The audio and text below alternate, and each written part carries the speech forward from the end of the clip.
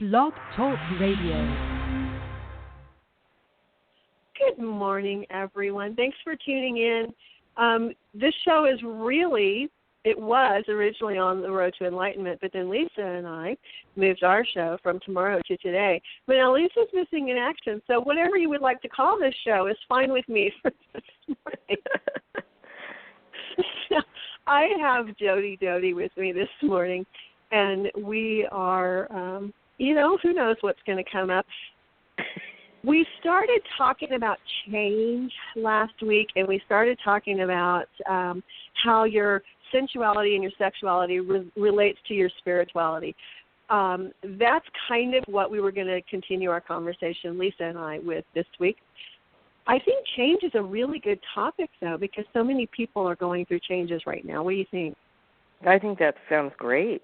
Yep, I'm feeling the change, feeling a shift. So, yep, I think that's a fabulous topic. I know lately I've heard from a lot of people who are asking me, what's with this energy? It's weird. I don't like it. And then you hear other people going, this is fantastic. This is bringing about all this change. So I think it really goes into how people are perceiving change. So, sometimes change is scary. Let's face it, it's scary sometimes. So, right. We think, how can we help people look at change differently? What do you think that's about? Because, sometimes we get really stubborn and like, no, not doing it. And then later on we're going, oh, why didn't I do that? Exactly. I just had that yesterday with a client that I saw, and she's even now she's in a relationship, and she said, I've known I needed to change, I needed to move on, I needed to make a change in this relationship for the last 2 years, and I'm like, and it's just fear, She said a lot of times it comes down to fear because we'd almost right. We'd rather stay in even though it's awful, we'd rather stay in the known. And I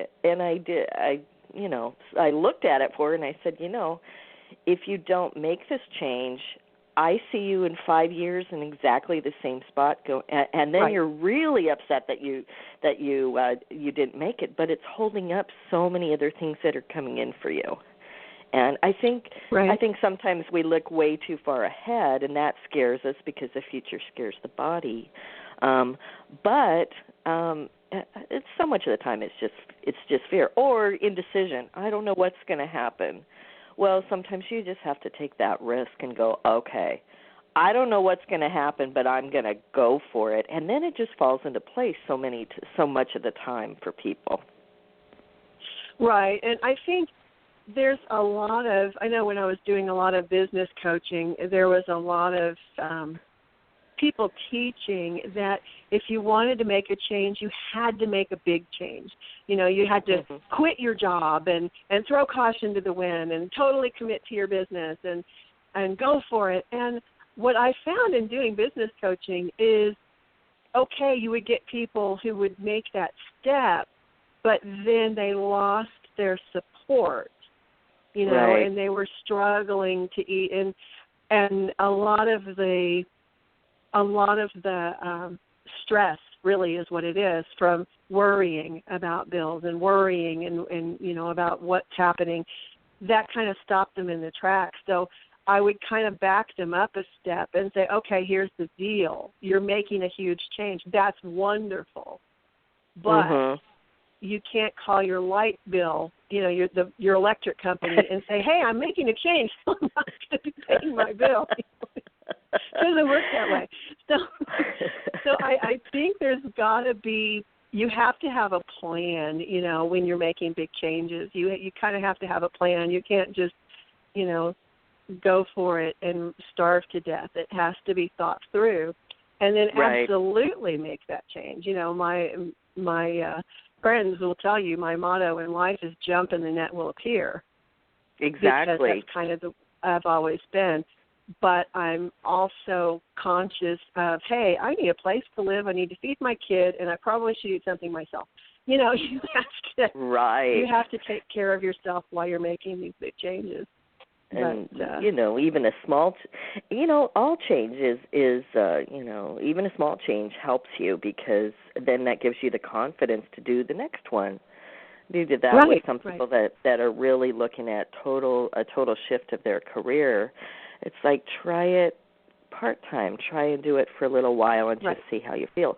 Or volunteer in that area and see if you even like the feel of that. If it's something you even, because I think a lot of times we hold on to the dream, and we and then but we don't do the kind of the homework of actually letting ourselves experience it a little bit, if we can, through volunteer or through just imagination or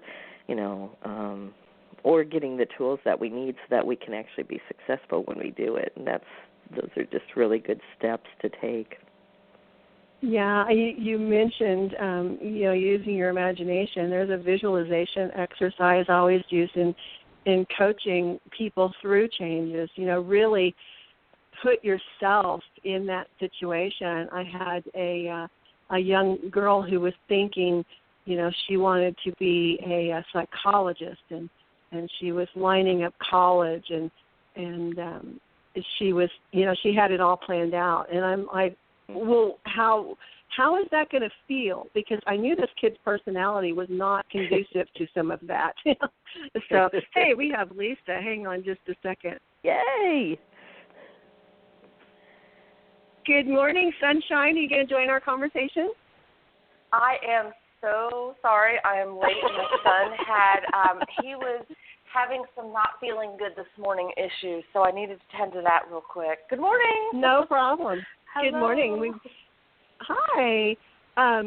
We've got Jody and I are just talking about change. So, yeah. But the story I was telling, there's a girl in my area who wanted to be a psychologist, and we're talking about using your visualization techniques to see if you're really interested in what you think you're interested in, because we all dream big and we all have these things we think we're going to do. But if you really put yourself in that situation, if you really picture yourself going through all of the work that it's going to take to get there, and then visualize yourself sitting at your desk. What does your desk look like? What does your office look like? What kind of clients are you going to have? Then you really do get a feel for whether it resonates with your soul or not. You also kind of get a little bit of confidence that, yes, this is something I'm capable of doing. Or you run screaming in the other direction and say, no, I will be a greeter at Walmart, thank you. So it's true. I totally agree. But so what else blocks people from making changes? I know fear is a huge one, and we talked about the stress of not having the money. You think sometimes people just kind of get comfortable when they're in their uncomfortableness? Yeah, I think there's some, definitely, you kind of get in a rut, and you don't realize that you can change. You just kind of, you accept it. You become submissive to your lifestyle. You just kind of accept it. And lose hope that there really is something out there better than what you're in at the moment. Jody, she mentioned lose hope. Do you see that? I know you do a lot of soul reading stuff. Do you see when people just kind of give up and become the total victim and lose hope? Yeah, I do see that. And I also often see that we create through the beliefs of, our parents or other people, and a lot of times people are holding on to the belief that it's hard to change, or that you can't change, and it's through someone else, and they just kind of buy into that I'm not capable. Of course, as spirit, you're already doing the change.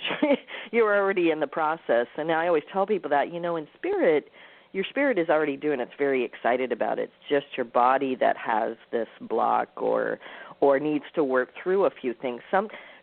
What I always notice, and hope is a huge thing, but often I notice that, especially like, say, to change a job or, that type of thing, people don't release the last one. in their, spiritually release is how I look at it. But sometimes we still hold on to, the dream from the last place we were or the last thing that we were doing, and then we don't open up to what's possible next, And I love gratitude. It's like I'm thankful for the lessons, even if they were not so wonderful, but I'm thankful for the lessons that I've learned in this relationship, in this job, with this house, whatever it is, and I'm ready to open up to something new. And so it's a matter of letting go of, what's been.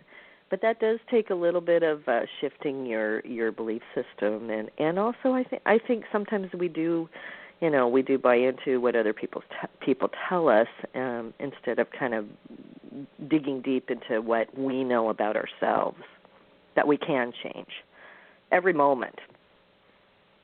I think people hold on to past relationships kind of the same way they hold on to past jobs. They you start out, and I know in talking with my daughter recently, I got married when I was a teenager the first time, and no one in their right mind should ever do that, and I was not in my right mind. So people listening, don't do that. Don't allow your kids to do it. Don't allow anybody to do that. It's a horrible idea. But still, when you go into any kind of a relationship, particularly a marriage where, you have kids involved and you have these dreams of this, this life you want to build with this other person, and then when it falls apart, and he was incredibly abusive on top of all of that, I still, even talking with my daughter last night, I found myself saying, well, if he had gotten help sooner, things would have been different. And I had to stop myself and go, wow, where did that come from?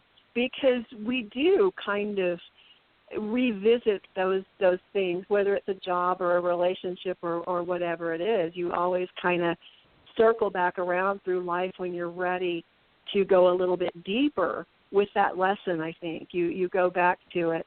And I had to really stop and go, wow, that was interesting. So, yeah, but we hold on to people too, don't we, Lisa? Anyone that's had past relationships, it's kind of hard, especially when you have kids with them. It's kind of hard to really give up that, wow, I had such dreams with you. So how can people do that? How do we move them forward and let go of either a relationship or a job? I know, Lisa, you have a really great relationship for the most part with your previous your kids. I think he's your daughter's father, your son's father. Yes. And how do you do that? How do you do that though? How do you get to that point? It was a lot of work. It was a lot of accepting the situation, and not only that, to not look at the situation, the bad outcome of the situation, as defeat. I wasn't defeated. When you go through a breakup, for example, you're looking at all of these things that were supposed to be, and so you come from a place of defeat and failure. And I really had to work on accepting the situation for what it was, and to train my mind that neither one of us were more at fault than the other, that it happened, and that the situation now allowed me a better situation. However, I didn't on that for a very long time with finding a better situation, because it took a while for me to really repair myself, to really go through the process of this is what it is. And, people look all the time, oh, well, I have a wonderful kid. I wouldn't have my daughter had it not been for this, that, or the other. And, for me, I was like, well, I still would have had my daughter, just in different timing, Right. It was work. It was work to forgive. It was work to, I guess, just allow him in that sense, because there had already been so many things that were broken. But I didn't have to go back to the relationship. So those things that were broken didn't quite matter with trying to have a copacetic relationship with him for my child's sake. Right. I There's think a really straight answer. I don't. Well, I think it's so much work, and I think what we have to realize is that, everything changes. And when we're going through whatever it is that we're going through that is changing, it's not changing because we failed. It's changing because it's time for it to change. And I know, Jody, you've probably done a lot of work with people who feel that sense of failure, and it gets deep into your subconscious, and it gets deep into your soul sometimes. Right. How do we not feel like a failure? Right.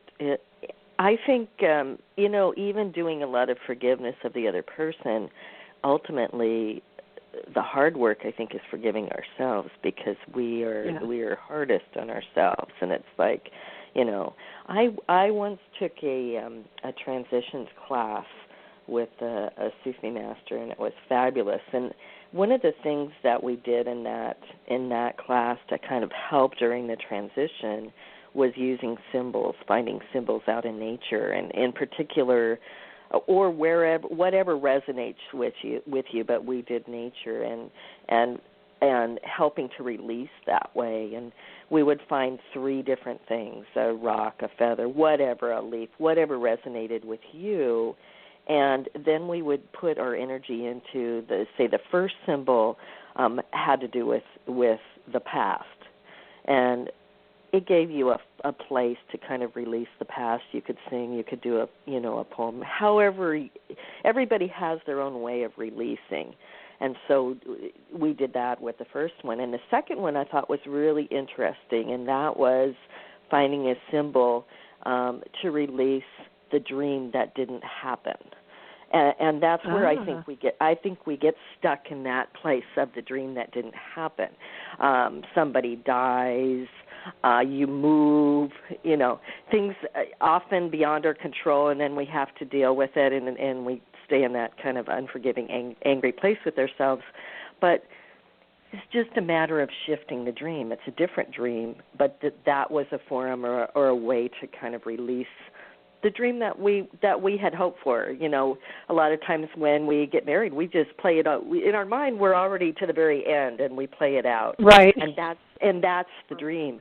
But sometimes it doesn't happen, and so we need to forgive. And that's the way that I found really helpful, to just kind of throw my energy into. Okay, I'm just going to release the dream, and then of course the last one is my new dream, me now. This moment, what is, being receptive, this is what's coming up next. So this is where I am now. So you start, kind of fresh.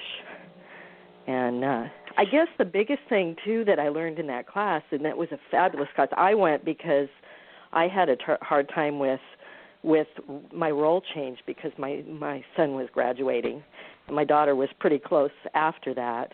And I had a hard time letting go of the mom role, because I was so good at it and I loved it. But it was different.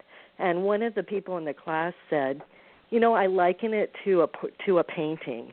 And I have put, everything into the painting I can possibly put on it. It's perfect.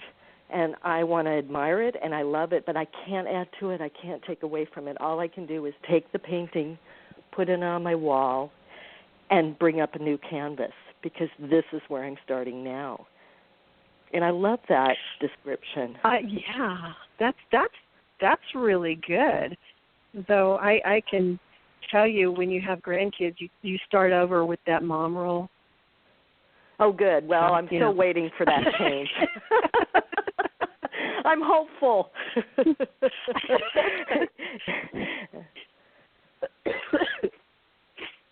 Yeah, no, I love that, the symbols in nature. Now, what did you do with them when you're finding the symbols?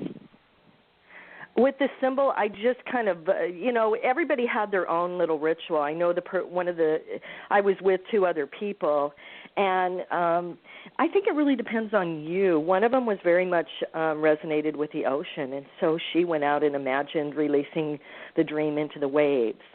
And one of them was very social, and she wrote a letter out of explaining this was a dream, this is what I'm letting go of, and she invited a bunch of friends to sit there as she wrote the letter and then burned it up and blessed the intention, or blessed the letting go into the heaven. So it just really depends on how it resonates with you. What did I do? I did it very privately. And I just really imagined it was my space. This is my sacred space to be able to really work on being in the moment, pretty much. That's really, really good. I really like that. That's a great thing. I know, and this probably kind of ties in with what Lisa and I were talking about last week. But I know there is a group of women that I used to do different releasing rituals with in the Bay Area when I lived there.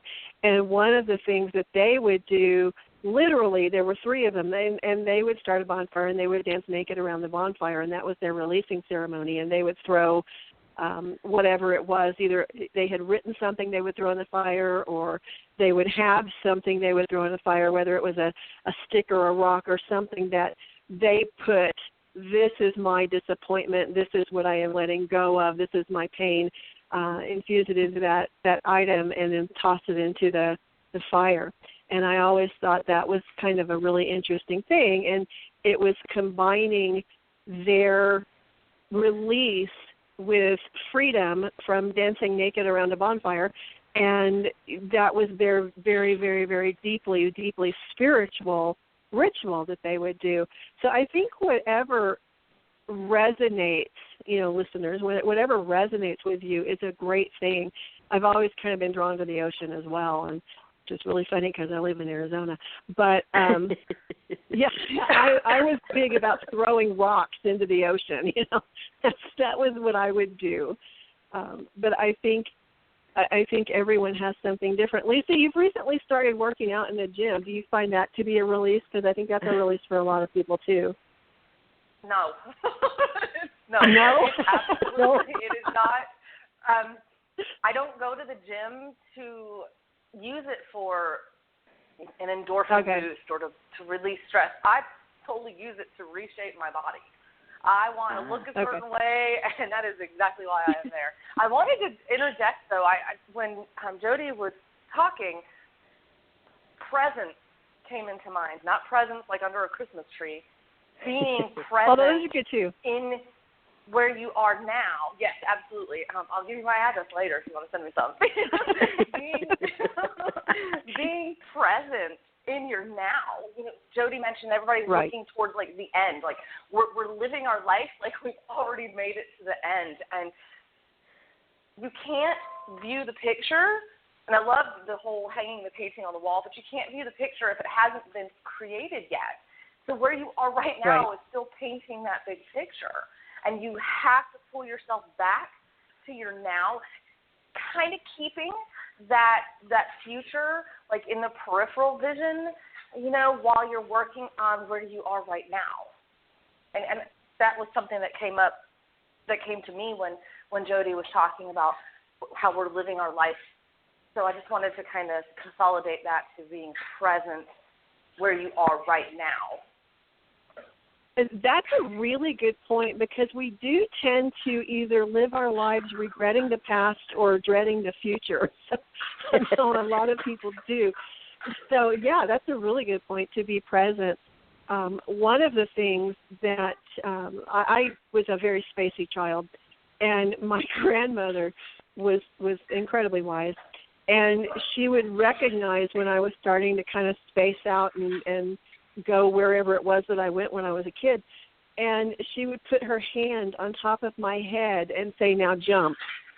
And I couldn't because her hand was holding my head.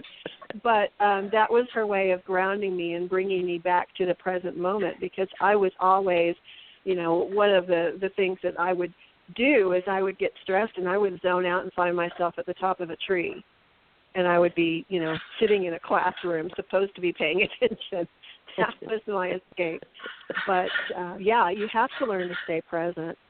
Some of us have a really difficult time doing that because our minds are so chaotic and we're 15 different places at the same time. Raising her hand here. And I often tell my clients, you can heal yourself from the corner of the room. You do not have to necessarily, sometimes you have so much pain in your body about change that that you do kind of zone out. You kind of go up, and I'm like, okay, so you feel your spirit up here or in this place. Stop where you are in that place and look back at your body and ask for healing between where you are in spirit and where your body is, and then bring yourself back in and feel yourself coming in that moment, in that now, so you're very present. And it's very powerful because you feel like then you have some control over actually being in your body of experiencing the now, even if there's pain. And I think that's a lot of times why people go out into the future, is because this isn't so fun right now, so let's just skip it. Right. Let's just skip it and go into the future. But there's a lot of healing to be done in that way. Yes, there is. And I think a lot of people are in pain and they maybe don't identify it as being in pain. Right. I've talked to several people who I can see, because I see energies. I can see they're in pain. I can see where it is. I can see what happened. And they're, no, I'm fine. I don't have any pain. So how do we resolve that? Because I know a lot of people experience that. It's like they're not in their body enough to realize they're in pain. Right. I know that happens a lot with anger as well, where I'll be doing a soul reading, you have a lot of anger, and it's like, no, I don't. And then when you really dig down into it, it's like, oh yeah, I guess I do have that. I think that's hard for us sometimes to really sit with what we're experiencing. I like to tune into the body and just imagine a chalkboard or a whatever it is in front of my screen and say, what's one word for how my body's feeling right now, and really pay attention, really listen, and just hear what's going on with you. Tune in. I mean, the easiest thing I think for the now, and Lisa was talking about the now, it's so easy. Pat your legs. It's like what your grandmother did. I think that was fabulous. But and a lot of times it's as easy as just patting your legs and saying the date.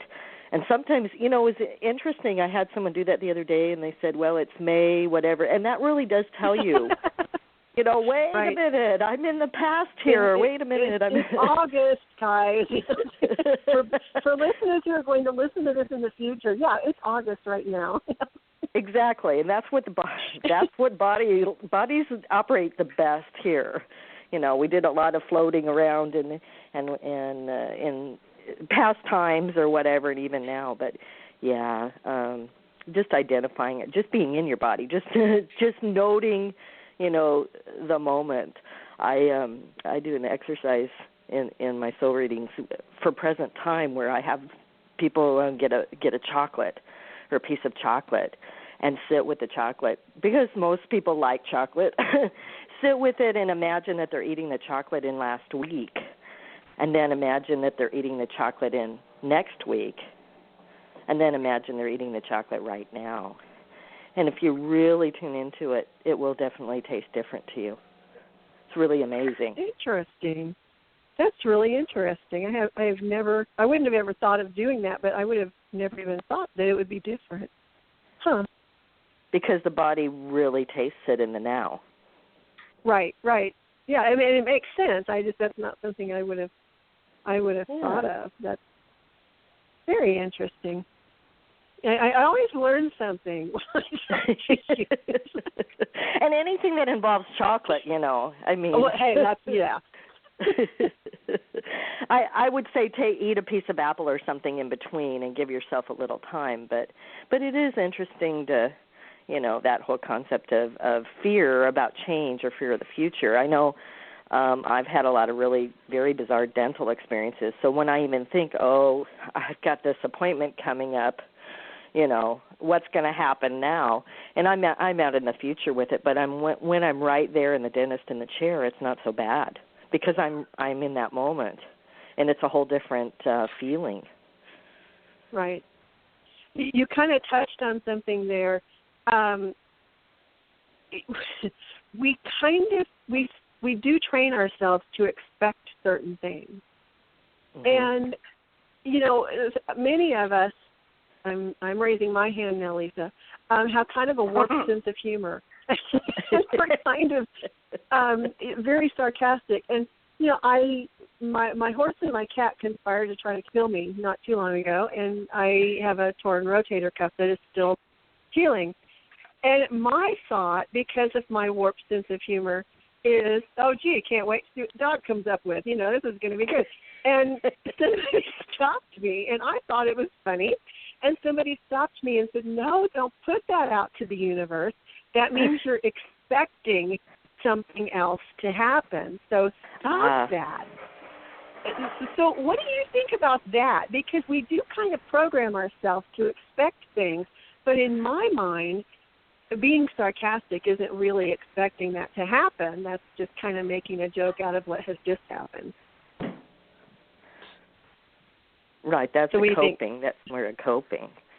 Yeah, that's like, it hurts, stop.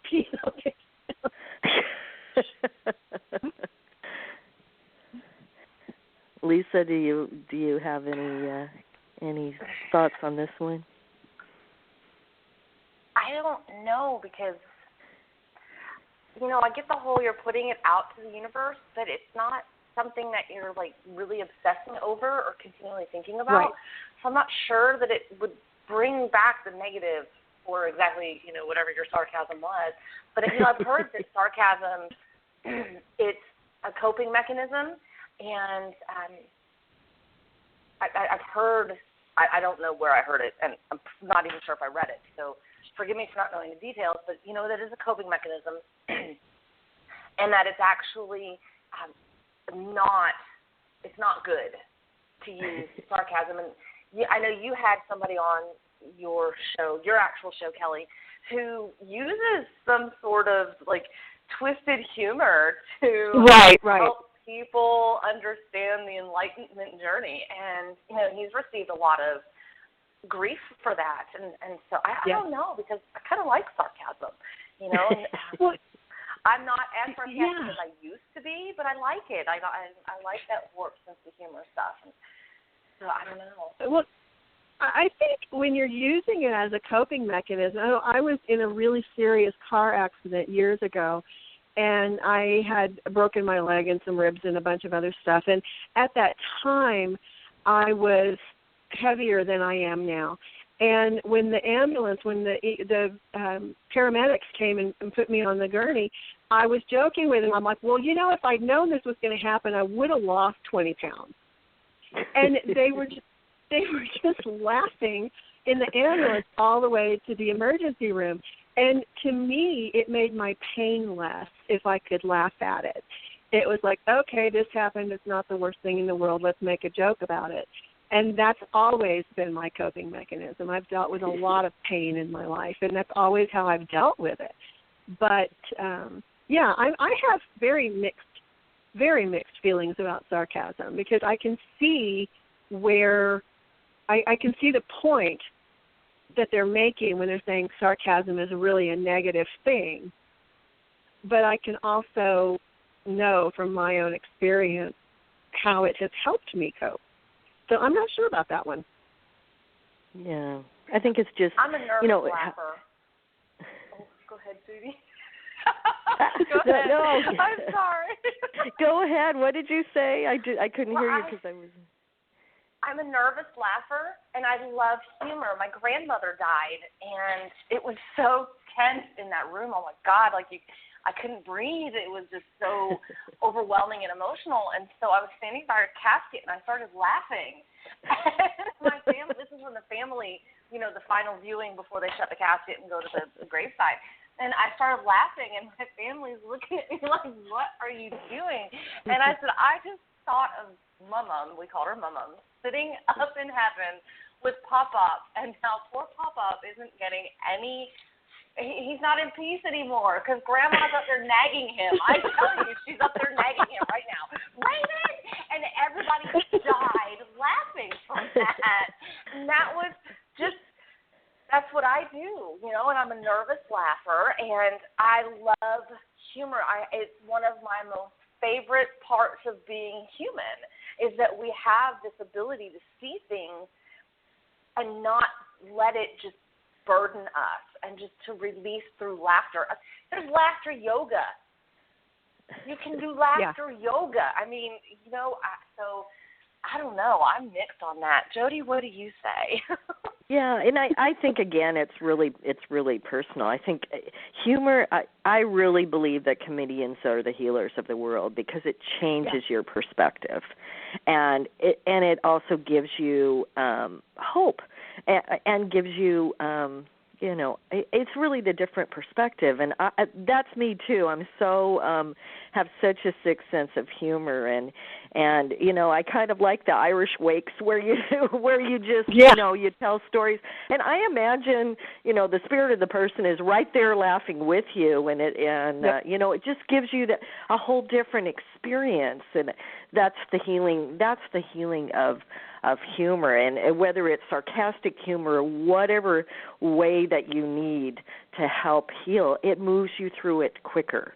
It is what I noticed with humor, and I'm kind of the same way. It's you know, just help you get through it pretty much, and it changes your perspective. It brings you out of the heaviness of the emotion, and it gives you just a different way of viewing things so that you can create, you know, easier.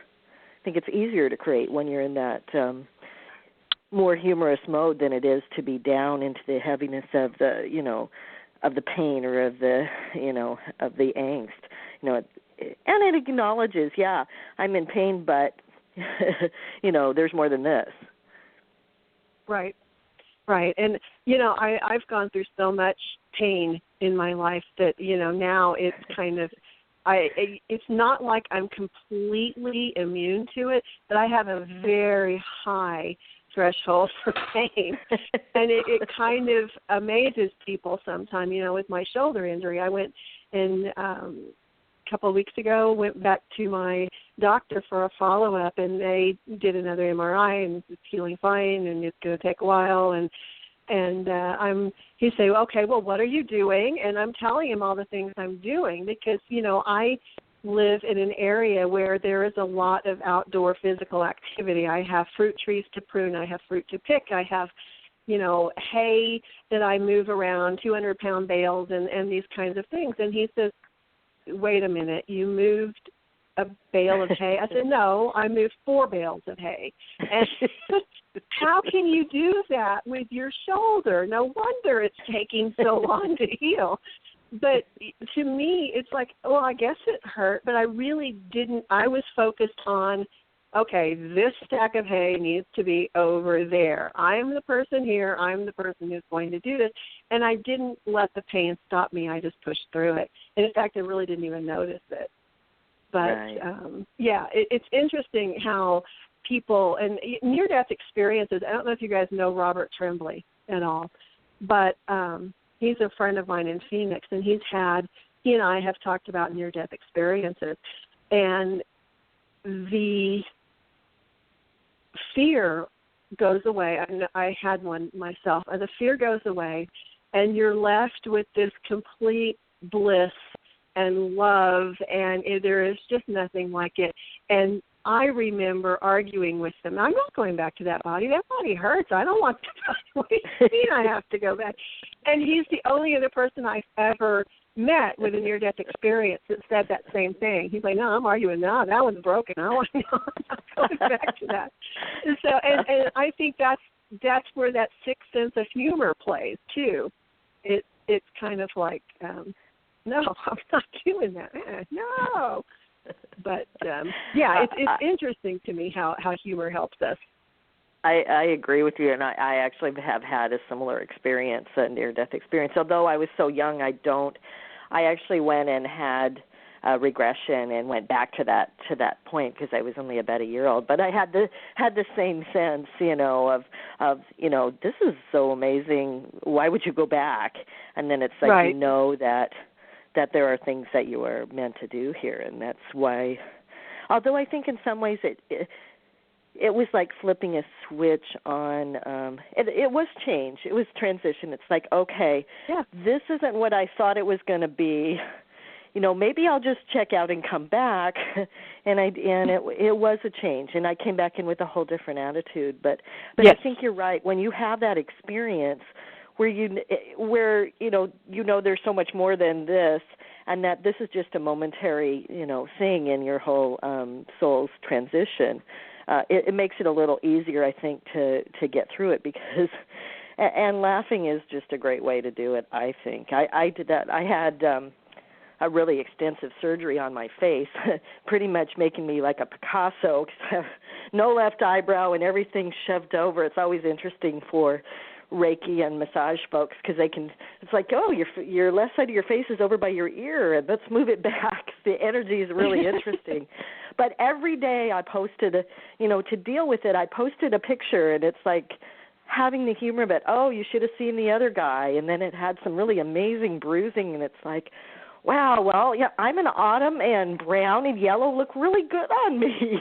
So, but it helped me cope. It helped me have that different perspective that you can heal through pain, and you can do it miserably or you can do it with fun. And I chose to do it with fun. Right. And I think that goes back to what we were talking earlier. Any change in your life, if you can look at it and find some humor, no matter what you're going through, you'll get through it a lot quicker and a lot easier, I think. People spend far too much time dwelling on what could go wrong rather than thinking about what can go right. And I think humor kind of helps us figure out what's going right. At least it does for me because, I find everything funny, and I laugh at things that most people don't laugh at, kind of like Lisa at her grandmother's funeral. I'm an inappropriate laugher.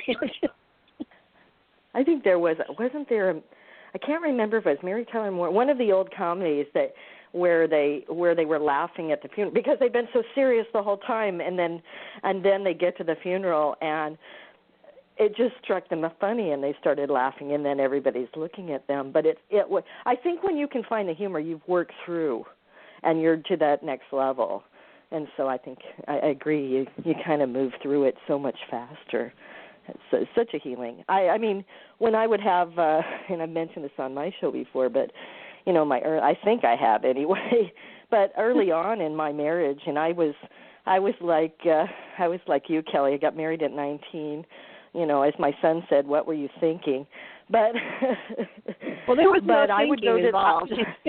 I said, yeah, if there was thinking involved, you probably wouldn't be here. So, but whenever we would have a tough time, I would go to a movie, and it would be a comedy, and I would go by myself, and I would sit and I would laugh at the movie, and by the time I got out after 2 hours of being at a comedy, my whole perspective was changed. Life was different. It's like I moved beyond that moment, and then I would come home and just kind of work through whatever was going on with that different perspective, not so heavy in that moment.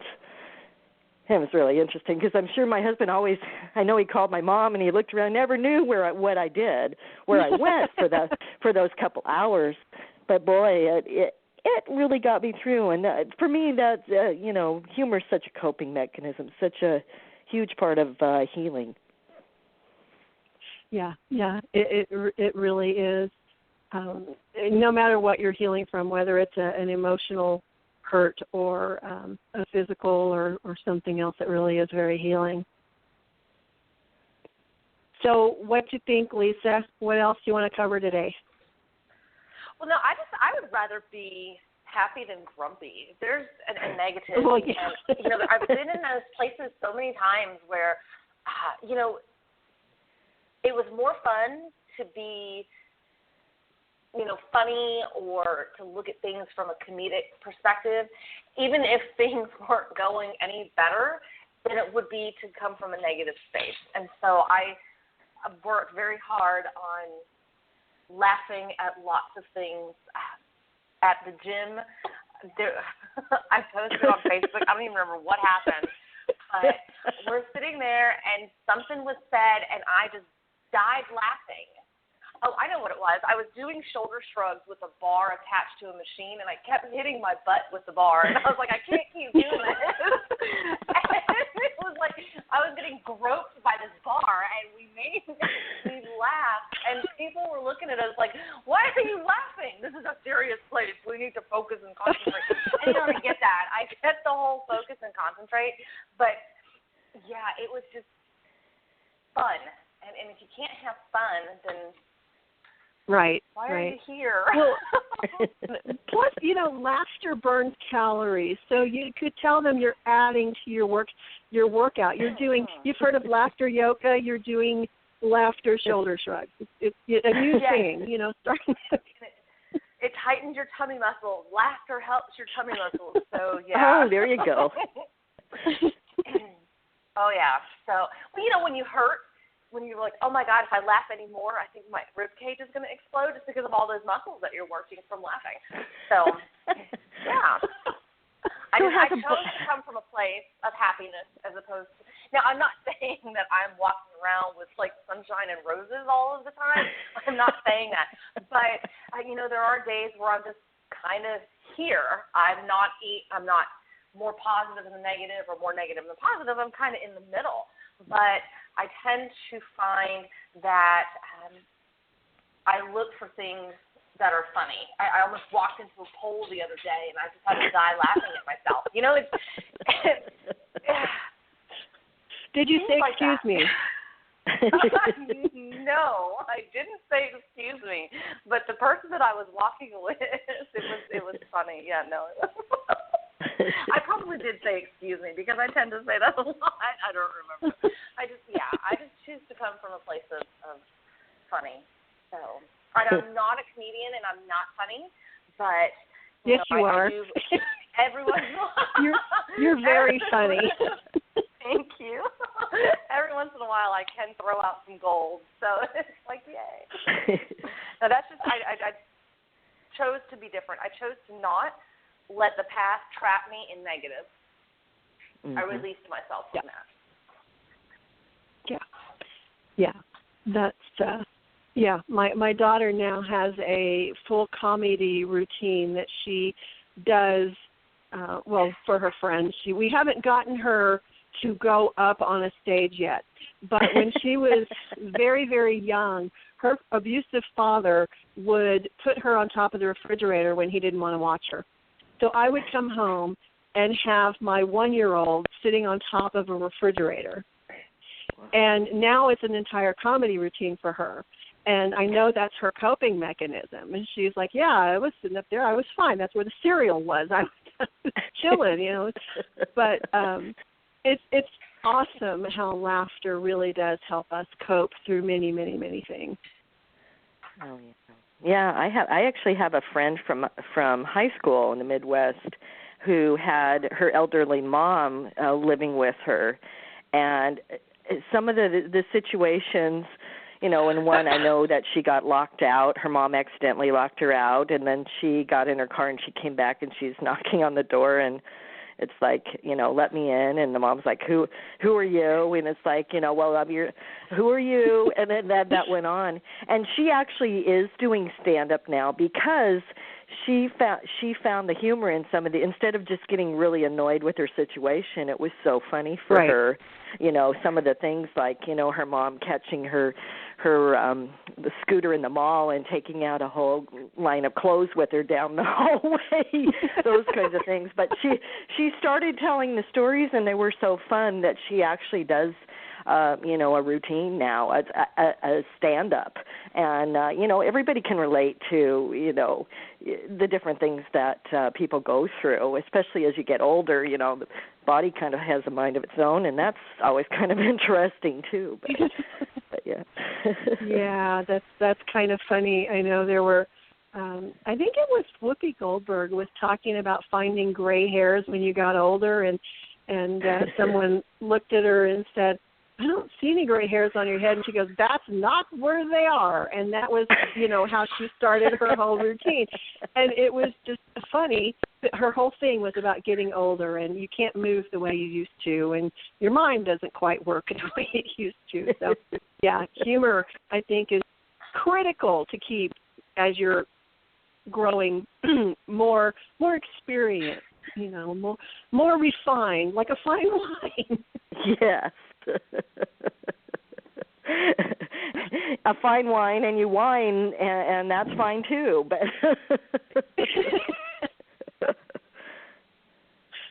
yeah, it's laughter is really important.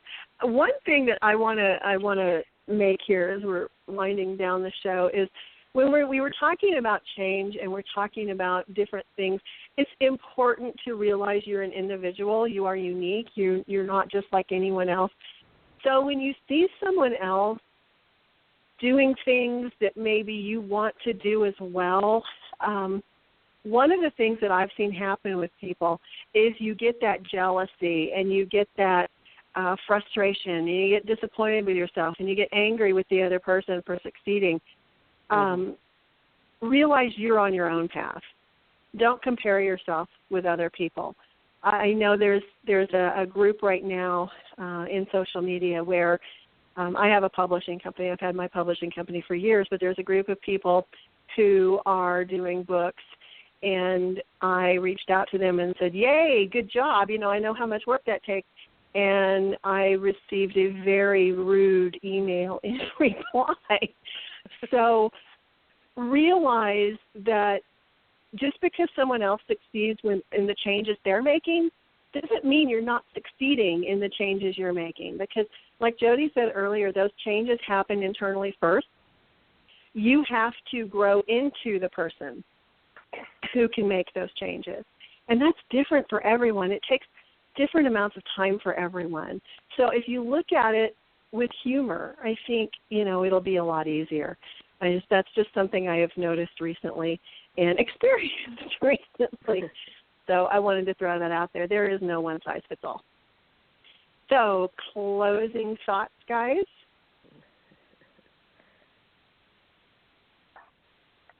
No one? Happiness? Everyone? Choose happiness. Choose happiness. I say choose happiness. Yeah. Yeah, and whatever coping mechanism helps you to work through change, but really, from my perspective, it's kind of really assessing and being in your body and letting yourself just acknowledge that this is a tough time, but there is hope, and that as spirit you're already doing it, so you may as well just let your body get into it and work through it. I think that's a tough thing for people to realize a lot of the time, that it does start internally.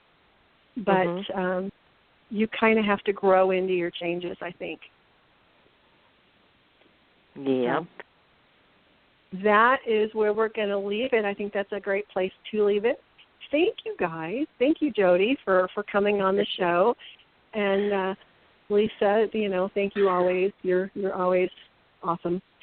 So that's our show, guys. Whatever you want to call it, whatever title you would like to attribute to this show, that is the deal. This is the Name Your Own Show. Change through laughter.